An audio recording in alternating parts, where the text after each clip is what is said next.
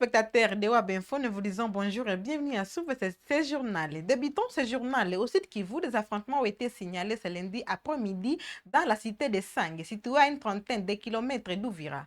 Selon la société civile locale, les combats opposent les forces armées de la RDC appuyées par le groupe Ouazalendo et des éléments de l'armée burundaise au mouvement armé AFC-M23. Après le prise de Ruirambo et Luvungi, les rebelles de M23 se sont emparés de Nyakabare et Kianyunda et sont signalés dans la localité de Sangue. Jusque-là, aucune information officielle sur le bilan de ces combats n'a encore été communiquée.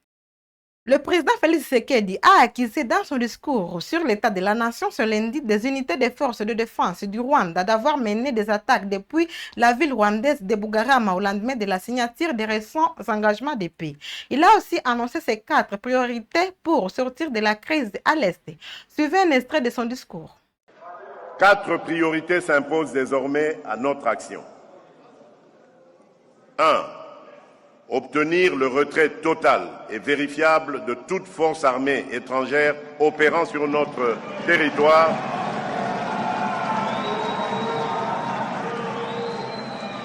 qu'elle soit officielle ou dissimulée derrière des groupes relais. 2. Couper les circuits financiers et logistiques de la violence en éradiquant l'exploitation illicite de l'or, du coltan, du cobalt et d'autres ressources,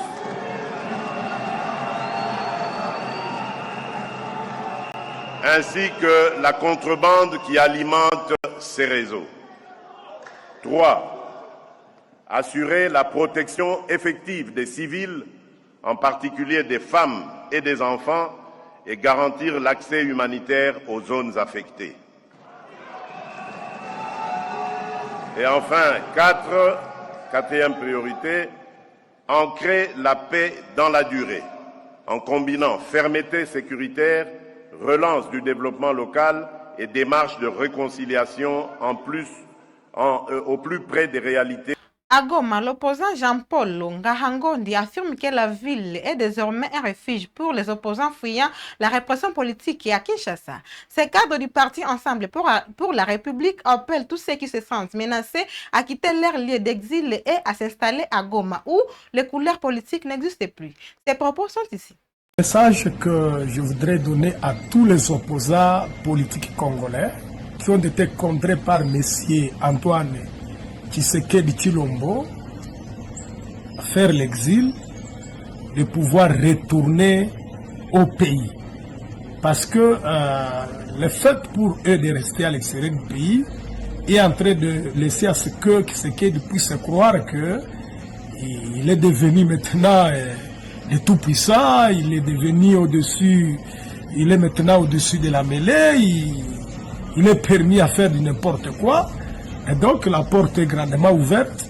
À partir de Goma, ils doivent rentrer au pays pour venir se battre aux côtés des autres Congolais pour le retour de la paix et de la sécurité. C'est très important. Je voudrais ici leur demander de revenir tous. Là, je parle de Mboussa Nyamwisi, qui est aussi en exil depuis un certain moment.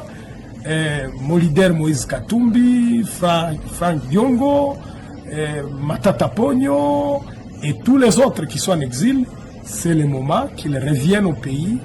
Personne n'a le droit de chasser l'autre citoyen dans son pays pour qu'il reste seul ici en train de faire n'importe quoi.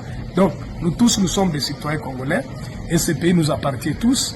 Et donc tous ces citoyens-là qui ont été contraints à faire l'exil, que ce soit les journalistes, que ce soit les activistes pro-démocratie, les acteurs de la société civile, les membres des partis politiques de l'opposition, je leur demande de revenir, de retourner au pays le plus tôt possible pour que nous puissions nous tous nous battre pour la construction de notre pays, pour le développement de notre pays, pour la restauration de la paix et la sécurité à l'est de notre pays. À Ouvira, ce dimanche 7 décembre 2025, le gouverneur du site Kivu basé à Ouvira, Jean-Jacques Pouroussi, a assisté à la messe à la cathédrale Saint-Paul aux côtés de plusieurs membres de ce gouvernement. Une présence destinée à rassurer la population. Le chef de l'exécutif provincial affirma que la situation sécuritaire dans la région est sous contrôle. Reportage. de notre Seigneur. Le Seigneur soit avec vous. Élevons notre cœur. Rendons grâce au Seigneur, notre Dieu. Par le Christ de notre Seigneur.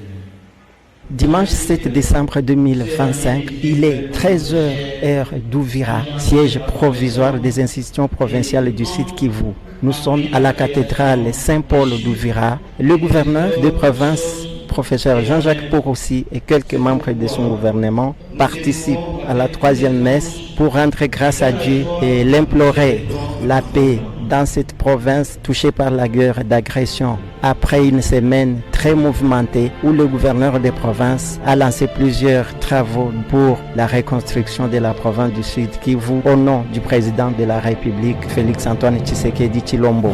À tous ces ennemis de la paix qui diffusent des mensonges dans les réseaux sociaux, il faut qu'ils sachent que les patriotes Jean-Jacques Porossi Sadiki, le grand résistant, est toujours avec sa population et est déterminé à l'accompagner jusqu'à la victoire finale.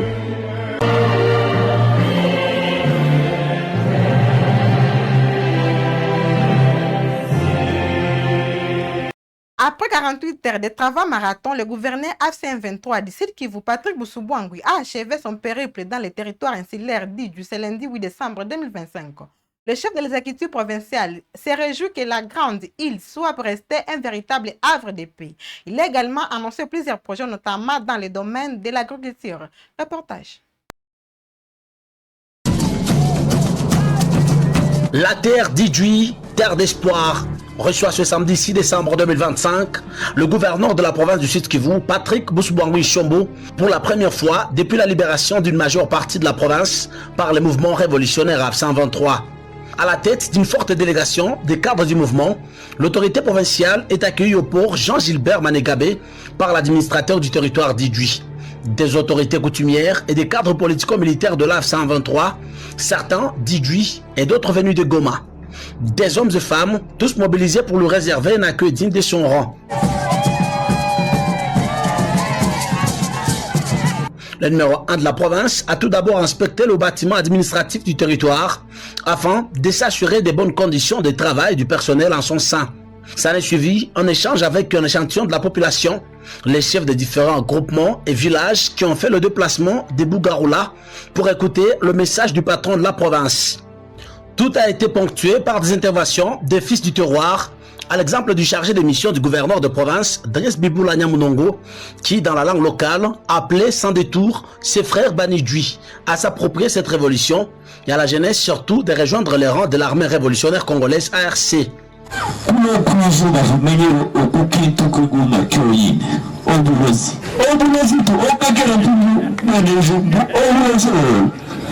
Sasa unalala buku walasi abandi bembaje ubusoda obusoda namakasi kayene umbule fashi bubachi baza bichu bajiro umugire no buvaka bonabaje ne wanona dadwe kunenesi aliko simire bwenene abana bujo mukisoda.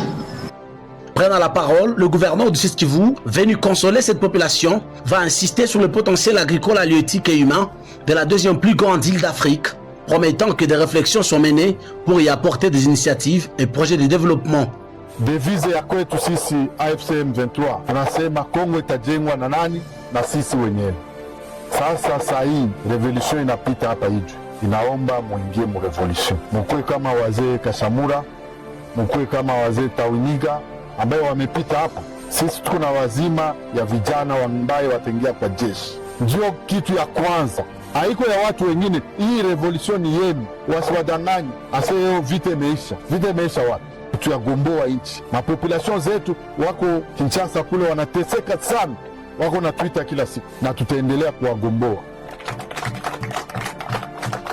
Peu avant cela, le gouverneur Patrick Boussoubouangui était à la centrale hydroélectrique de Ruzizi Ier afin de se rendre personnellement compte de la bonne évolution des travaux sur les glissières du Batardo à Val après la noyade des 4 groupes de la centrale, occasionnant des perturbations dans la desserte en énergie électrique dans les villes de Bukavu et Goma pendant les dernières 48 heures. 3/4 des travaux ont été réalisés grâce à la performance des équipes techniques de la Société nationale d'électricité SNEL, a constaté le gouverneur Patrick Boussou, saluant ce travail qu'il qualifie d'éléphantesque.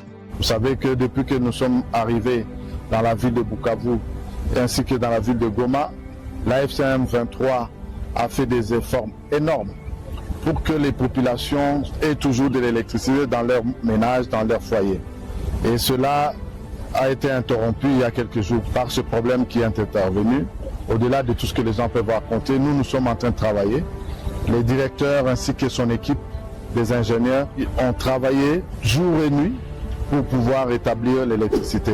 Je voudrais saluer aussi l'implication du coordonnateur des finances qui a mis les moyens pour que cette centrale puisse retrouver sa peau d'antan. Le directeur régional de la SNEL, l'ingénieur Jovi Moulemangabo, a quant à lui rassuré que les travaux se poursuivent sur les derniers groupes afin d'assurer une couverture maximale en électricité, surtout en cette période de fin d'année. Terminons les actualités à Ituri. Le général Bruno Mandevu, commandant des opérations militaires du FARDC, poursuit une mission d'itinérance dans le territoire d'Ndjougou. Ce week-end dernier, il a donné des instructions fermes aux commandants des unités déployées dans la zone, les appelant à renforcer la protection des populations et à garantir l'intégrité du territoire face aux menaces persistantes. Reportage.